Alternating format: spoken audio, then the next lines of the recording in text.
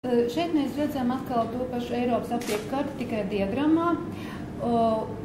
Un cipars 84 ir tas, kas norāda procentu, cik daudz šajā Eiropas kartē ir aptieku, kas pieder farmaceitam. Tātad atbildot uz jautājumu, kāds ir Eiropas tipiskās aptiekas modelis, mēs sakam ierobežots tikai farmaceitam. 84% Okay. Now let me talk about these European cases, which I know that have been discussed here in Latvia, and possibly there have been some misunderstandings.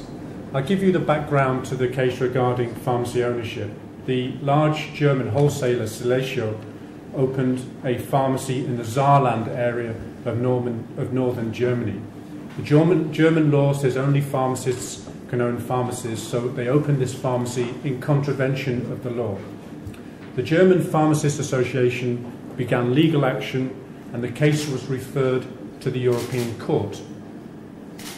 At the same time, the European Commission decided to take legal action against Italy. Like Germany, Italian pharmacies are reserved for ownership by pharmacists. In this case, both in the DocMorris case and the Italian case, DocMorris and the European Commission argued that these restrictions on pharmacy were inconsistent with the European internal market.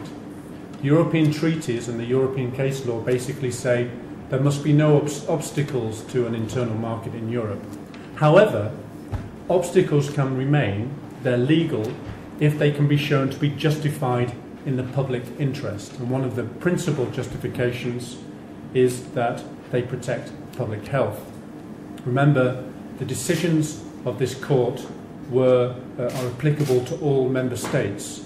So if the court decided to liberalise, then the whole of the map that I showed you before would have turned red, like that, on one morning in Luxembourg after a few words of the judge. Šeit mēs sākam runāt par Eiropas tiesvedības procesiem, kas pēdējā laikā ir skaļi izskanējuši visā Eiropā tieši saistībā ar aptieku īpašuma tiesībām.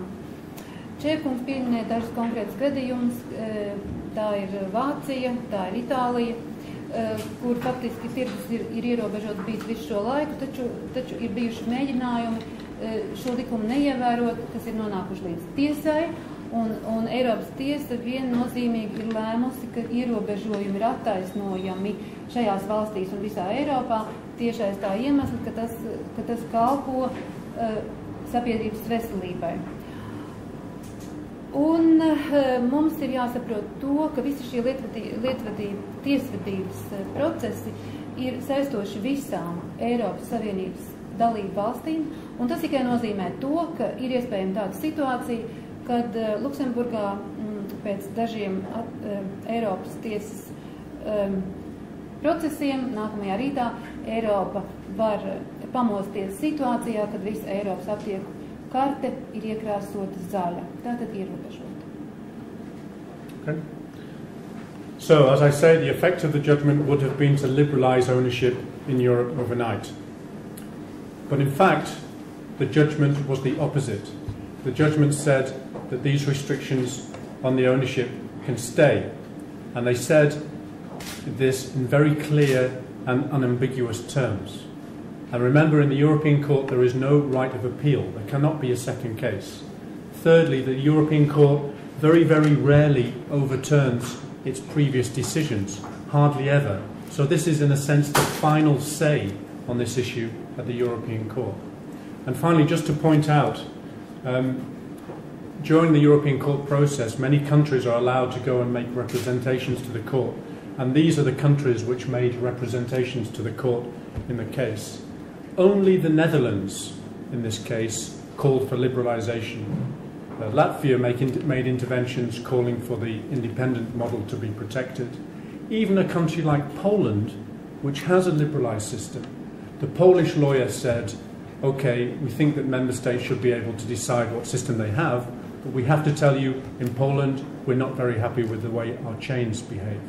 So even in the representations in the court, there was very, very strong support for the regulated ownership model. Tātad vēlreiz mums ir jāsaprot to, ka Eiropas tiesvedības uzstādījums un sapratne šajā jautājumā ir, ka ierobežojumi ir attaisnojami ar veselību, iedzīvotāju veselību. Un otra lieta, kas mums ir jāsaprot, ka šie lēmumi ir saistoši un līdzīgus gadījumus tiesa otrais neizskata un neizskatīs. Vēl interesanti ir tas, ka daudzās šajās tiesvedības lietās atsevišķas Eiropas valstis ir piedalījušās kā vienkārši piedalījušās šajos procesos. Interesanti ir tas, ka šajos procesos liecinot par labu vai izsakot savu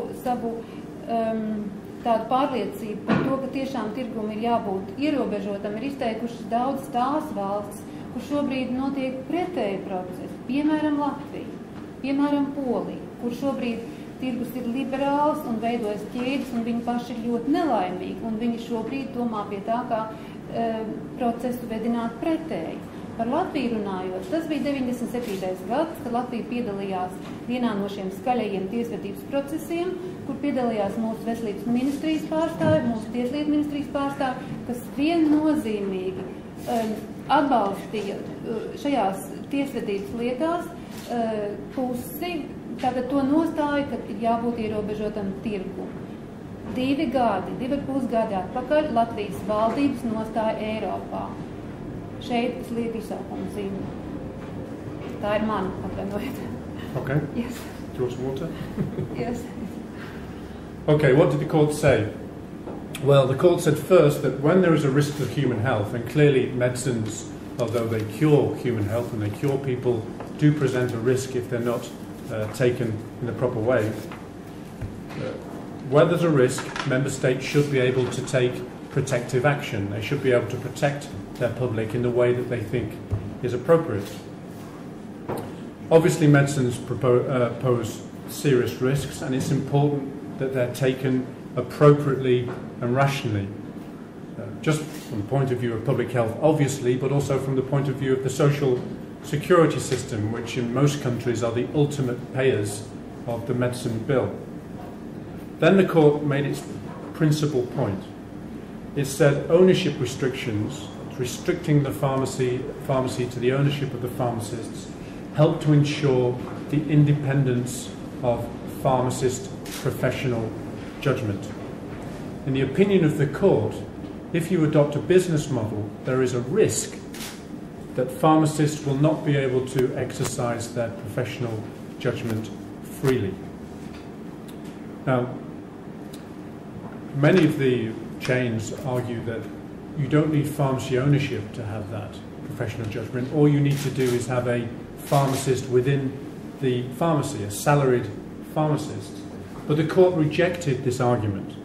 The court said even if you have an employee, a salaried pharmacist, who is not the owner, with a non-pharmacist owner, you can't guarantee neutrality and you can't guarantee quality to the same extent as when the pharmacy is the owner. It was extremely clear on this point.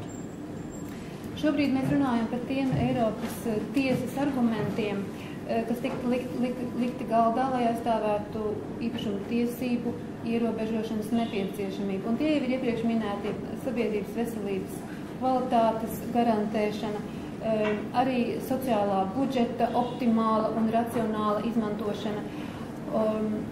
Un galvenais arguments ir tas, ka profesijai, farmaceita profesijai ir jābūt neatkarīgai, jo tāda viņa no dzimšanas ir paredzēta.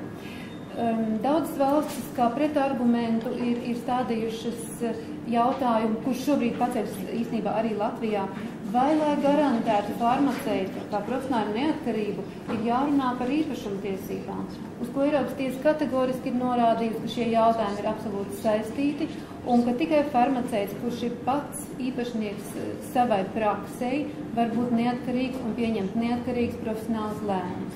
Gadījumā, ja prakses īpašnieks ir biznesmens, šāda neatkarība nav iespējama. Tie ir Eiropas tiesas argumenti.